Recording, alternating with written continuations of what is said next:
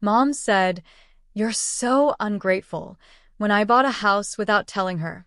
Then she saw the deed.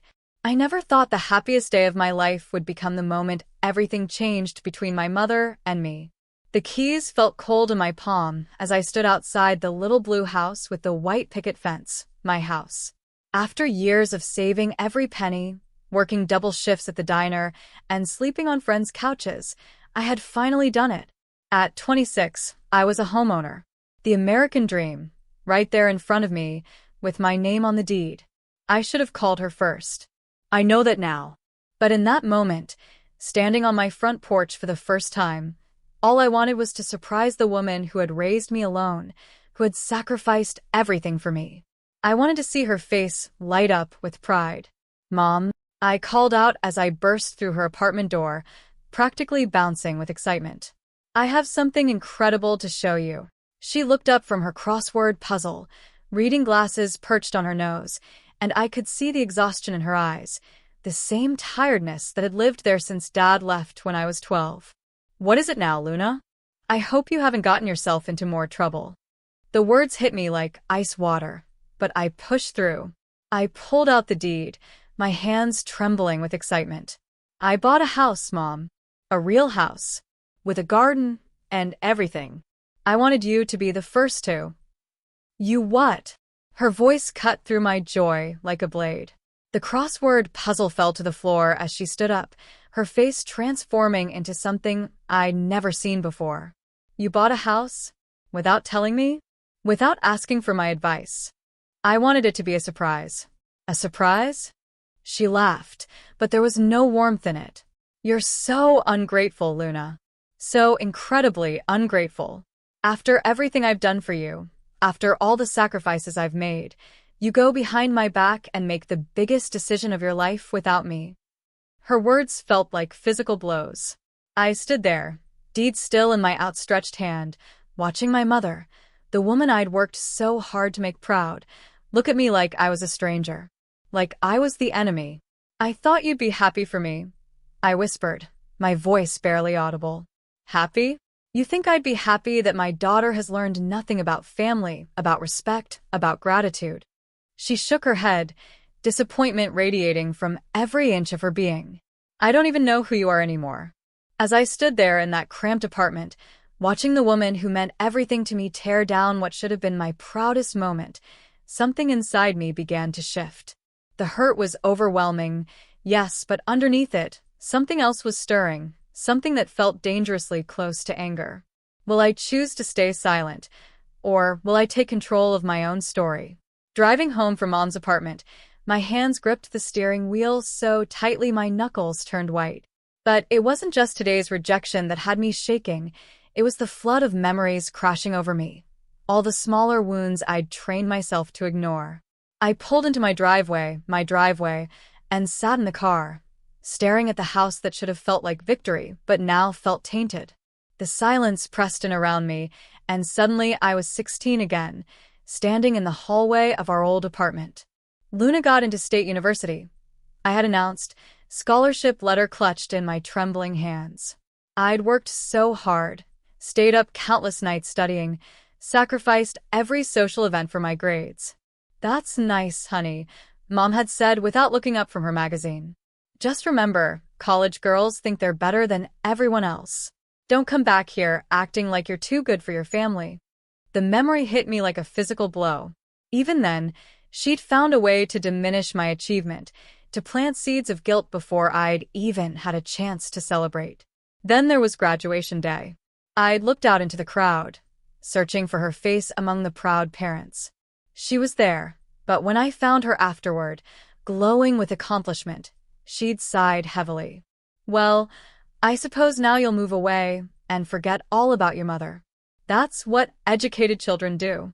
I'd spent that entire summer reassuring her instead of job hunting, watching my classmates get head starts on their careers while I stayed home, proving my loyalty. The pattern was so clear now, sitting in my car in the driveway of the home I'd bought with my own sweat and tears. Every milestone, every moment of pride, every step toward independence, she'd found a way to poison it. To make it about her pain, her sacrifice, her fear of abandonment. I thought about my high school graduation party that never happened because parties are a waste of money. The promotion at work that she dismissed as lucky timing. The time I'd saved up for months to take her out for her birthday, and she'd spent the entire dinner complaining about the restaurant I'd chosen. And each time, I'd swallowed the hurt. I'd told myself she loved me, that she was just scared, that her harsh words came from a place of protection. I'd made excuses, built walls around the pain, convinced myself that this was normal. But sitting there, looking at my beautiful little house with its cheerful blue paint and promise of new beginnings, I realized something that made my chest tight with grief. I couldn't remember the last time my mother had simply been happy for me. Not qualified happiness, not worried happiness, not conditional happiness, just pure, proud joy. The tears came then, hot and angry and years overdue. They weren't just for today's humiliation. They were for every dream she'd dimmed, every victory she'd diminished, every time she'd chosen her own fears over my happiness. Can I confront the hidden wounds, or will they remain buried forever? I woke up the next morning in my own bed in my own house, and for the first time in years, something felt different. The sunlight streaming through the windows I'd chosen, falling across the hardwood floors I'd walked a dozen times before signing the papers, it all felt like mine in a way that went beyond ownership. The hurt from yesterday was still there, a dull ache in my chest, but it was accompanied by something else now. Something that felt like clarity. I made coffee in my little kitchen, the steam rising from the mug warming my face, and I thought about the woman I'd been for 26 years. The Luna who apologized for her successes. The Luna who dimmed her own light to make others comfortable. The Luna who had convinced herself that love meant accepting crumbs when she deserved the whole feast. That Luna had to go. I pulled out my phone and scrolled through my messages. 3 texts from Mom, each one more manipulative than the last. I hope you're happy now that you've hurt your mother. I didn't sleep all night thinking about how selfish you've become. I suppose this is what I get for raising an ungrateful daughter. The old me would have rushed over there, would have spent the day apologizing, explaining, begging for forgiveness.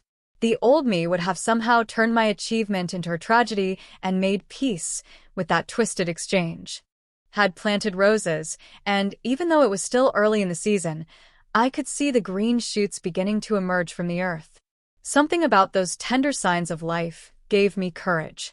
I thought about my friend Sarah, who tried to warn me years ago about my mother's behavior. Luna, she'd said gently after witnessing one of Mom's guilt trips, healthy parents celebrate their children's independence. They don't punish them for it. I defended Mom then, made excuses, explained her childhood trauma and her fears. But Sarah's words had planted a seed, and yesterday's confrontation had finally given it room to grow. I picked up a notebook, one of many I'd bought but never used because dreaming was wasteful, and I started writing. Not a letter to my mother, not an apology, not an explanation. I wrote a letter to myself. To the little girl who had learned to make herself smaller to keep the peace. To the teenager who had dimmed her achievements to manage someone else's insecurity. To the young woman who had spent years apologizing for taking up space. Dear Luna, I wrote, you deserve to be celebrated. You deserve to have your victories acknowledged without qualification. You deserve a love that doesn't come with conditions and guilt. The words flowed like water from a broken dam. 26 years of swallowed pride, buried resentment, and suffocated dreams poured onto those pages. And with each word, I felt something loosening in my chest, some invisible chain that had bound me to a version of myself I was finally ready to outgrow. When I finished writing, I looked around my house, really looked at it. Every corner represented a choice I'd made independently. Every piece of furniture was something I'd selected because I liked it, not because it would please someone else. This space was mine, and I had created it without permission, without approval, without apology. For the first time in my life, I had done something entirely for myself. And it felt revolutionary. Can I find the courage to change my life, or will I hesitate when it matters most? 3 days passed before I answered any of Mom's calls. 3 days of deliberate silence while I sat in my sunlit living room, planning my next move with the precision of a chess master. I'd always been reactive with her, responding to her moods, her needs, her crises. But for the first time in my life, I was going to be strategic. I was going to control the narrative. The plan began to form as I walked through my house, touching surfaces that belonged to me, opening doors that I had chosen. I realized that the deed to this house wasn't just a piece of paper, it was proof, tangible evidence that I was capable, independent, and successful despite her constant predictions of my failure. I pulled out my laptop and began documenting everything. Not out of spite, but out of necessity. I needed to see the pattern in black and white, needed to prepare for what I knew would come next. I created a timeline. Every achievement she diminished, every milestone she'd poisoned with guilt, every time she'd made my success about her suffering. The college acceptance that became a lecture about abandonment. The scholarship that became a warning about pride. The job promotion that became a reminder of how lucky I was. And now, the house that had become proof of my ingratitude. But I also documented something else, something she'd probably forgotten. Every time I'd bailed her out financially, she spent money on things she didn't need. Every holiday I'd hosted and paid for, while she criticized my cooking. Every birthday where I'd given thoughtful gifts and received guilt trips in return. The numbers were staggering. Over the years, I'd quietly supported her while she publicly criticized me. I'd been her safety net while she undermined my confidence. I'd been grateful for the privilege of being her daughter while she treated me like a burden. I made copies of bank statements, saved screenshots of text messages, and printed out emails. Not because I planned to use them as weapons, but because I needed to arm myself with the truth. For too long, I'd let her rewrite history, let her paint me as the ungrateful child while she played the martyred mother. Next, I researched something I'd never considered before: healthy boundaries. I read articles about narcissistic manipulation, about guilt as a control mechanism, about the difference between love and conditional approval. Each page felt like a mirror, reflecting back a relationship I'd normalized because I'd never known anything different. I learned about something called gray rock, becoming boring and unresponsive to someone who feeds off emotional reactions. I practiced phrases in the mirror. I understand you feel that way. That's your perspective. I'm not going to discuss this anymore. The most important part of my plan wasn't about confrontation at all. It was about protection. I was going to stop trying to make her understand, stop seeking her approval, stop explaining myself. I was going to simply exist as myself and let her react however she chose. I scheduled a lunch with her for the following Sunday. 1 hour, public place, my choice of restaurant. I would tell her exactly once how her reaction to my house had made me feel, and then I would present her with a choice: accept me as I am, or accept a drastically reduced role in my life. But the most calculated part of my plan was this: I was going to bring the deed to the house. Not to hurt her, but to show her something she'd clearly missed the first time. Because hidden in the fine print, in the sections she'd never bothered to read before she launched into her attack, was something that might change everything. Will I feel victorious when it's over, or will the consequences leave me feeling empty? The restaurant was exactly what I'd hoped for: busy enough that she couldn't make a scene, quiet enough that we could talk. I arrived 10 minutes early and chose a table by the window, the deed folded neatly in my purse alongside the timeline I'd created. When Mom walked in, I watched her scan the room with that familiar expression, already looking for something to criticize. Her eyes found me, and I saw her shoulders tense as she approached the table. "This place is expensive, Luna," were her first words as she sat down. "I hope you're not expecting me to pay." No, Mom. "I'm paying." I kept my voice level, calm. "I invited you." She looked surprised by my tone. None of the usual rushing to reassure her, no nervous energy.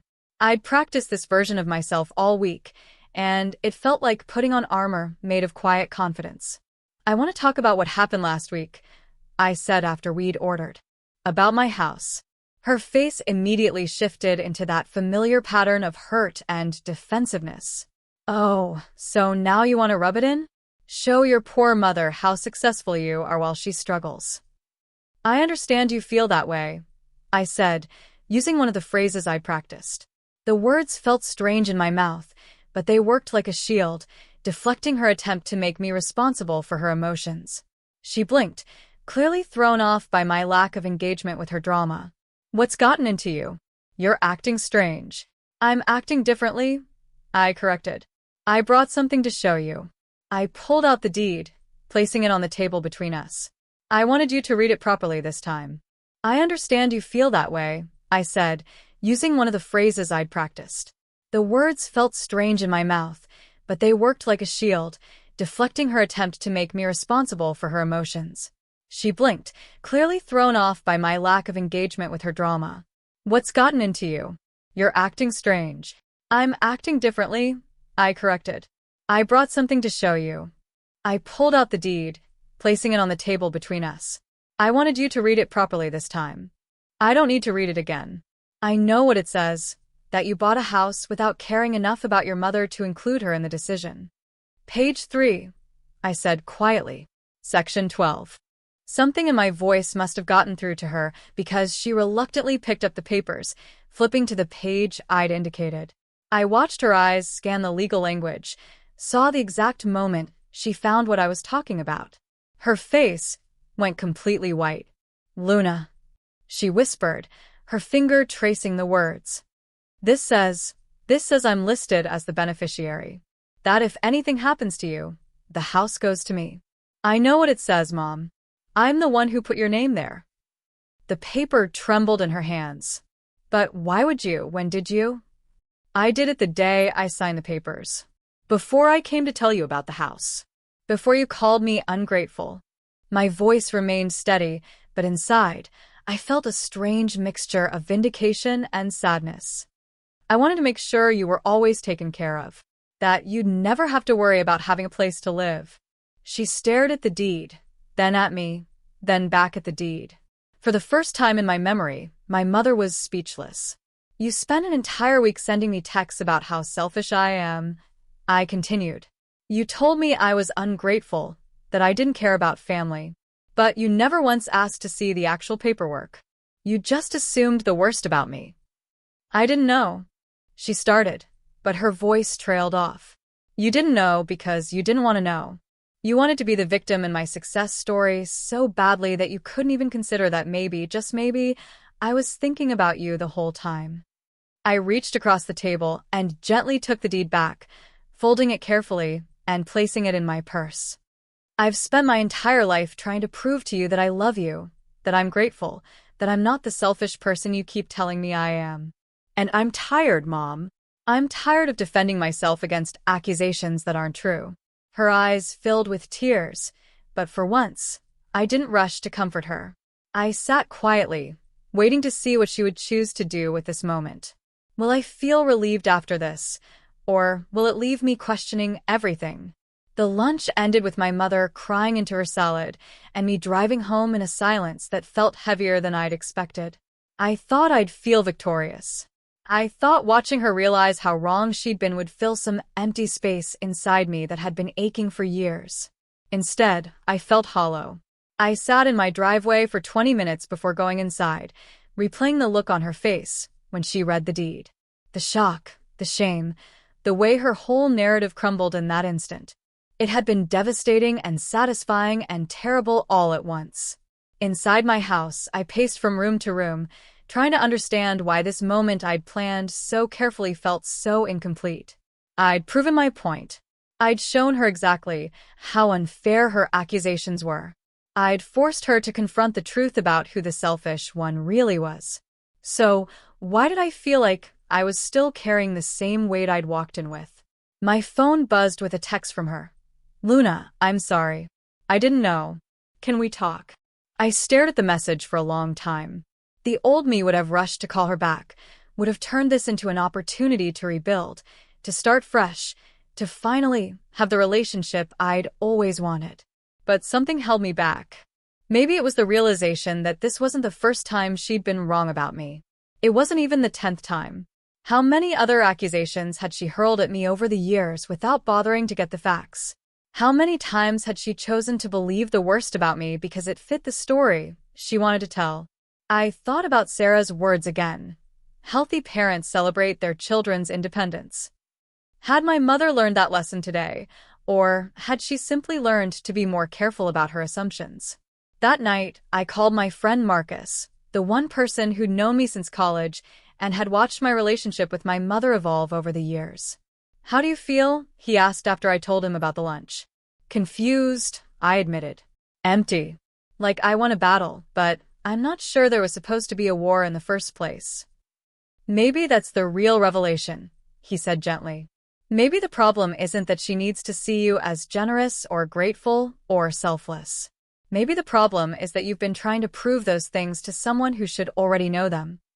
His words hit me like a physical blow because they were so simple and so true. I'd spent 26 years in a courtroom I'd never been invited to, defending myself against charges that should never have been filed. I walked to my bedroom mirror and looked at myself, really looked.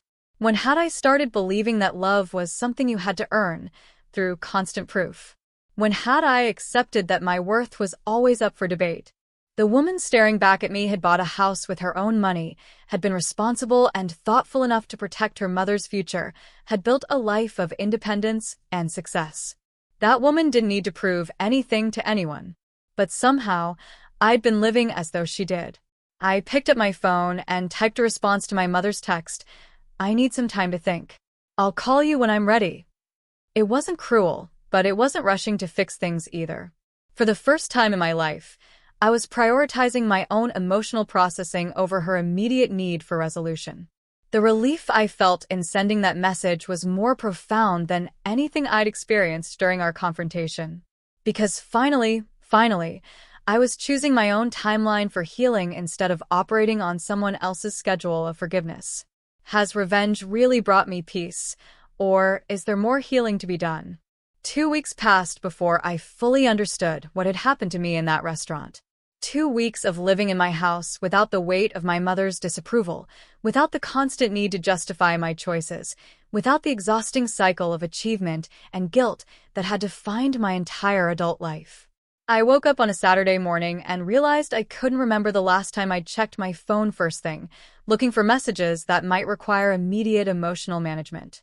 Instead, I'd been making coffee and sitting in my garden, watching those roses bloom a little more each day. That's when it hit me. I was living my life instead of defending it.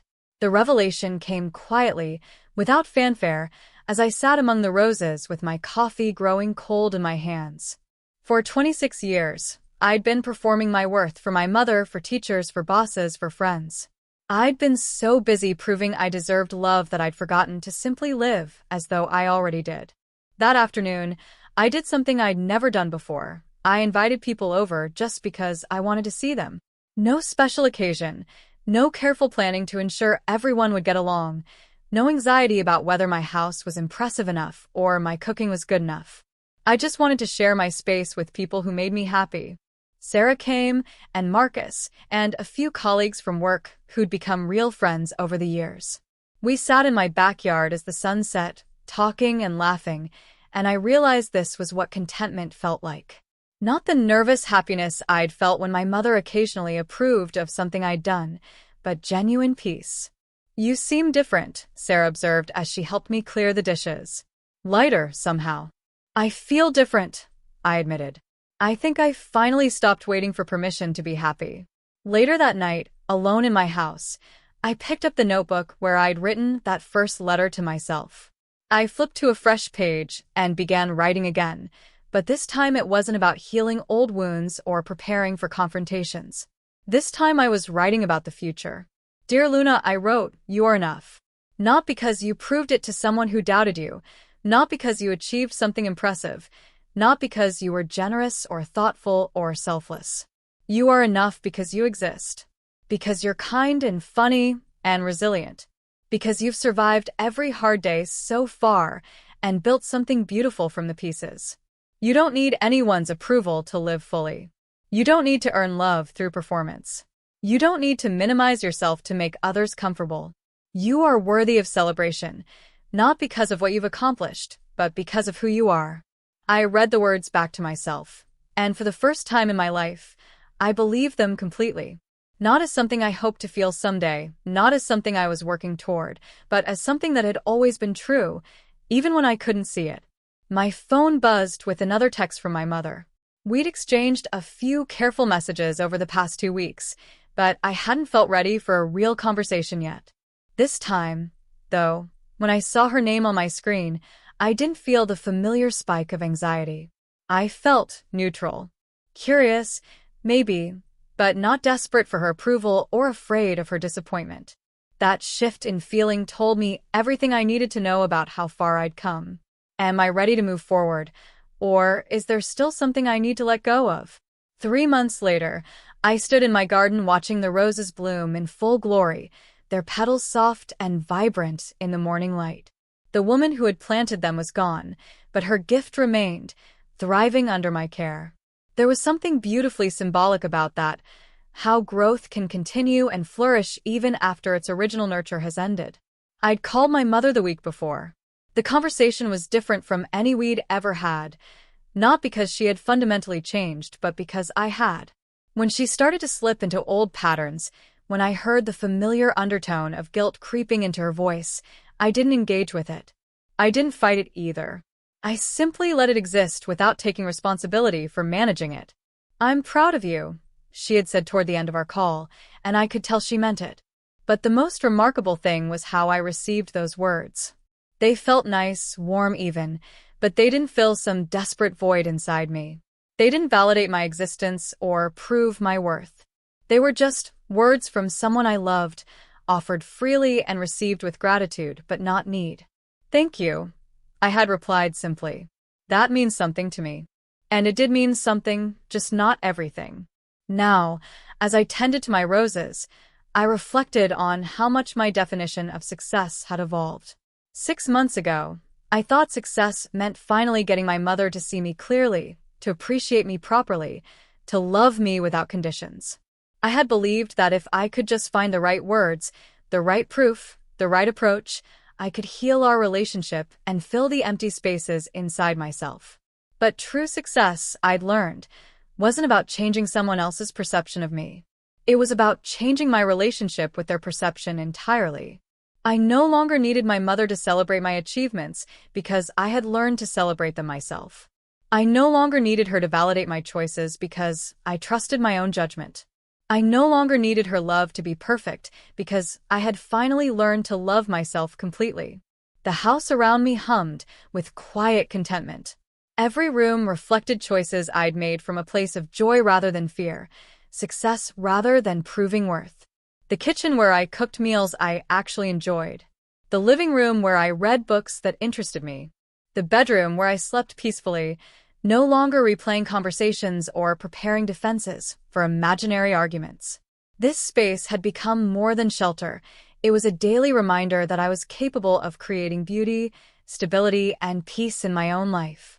My phone rang, and I saw Sarah's name on the screen. "How's my favorite homeowner?" she asked when I answered.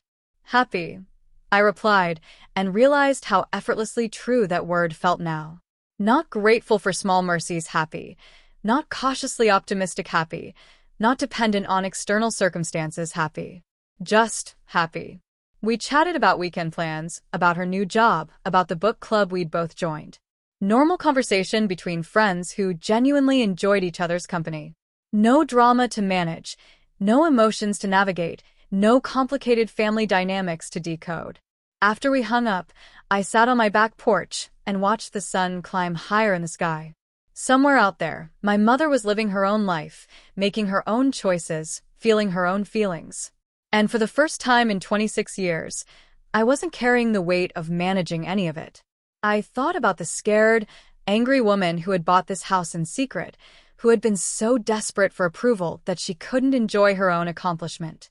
I felt tremendous compassion for her, for me. She had been doing the best she could with the tools she had, trying to love and be loved in the only way she knew how.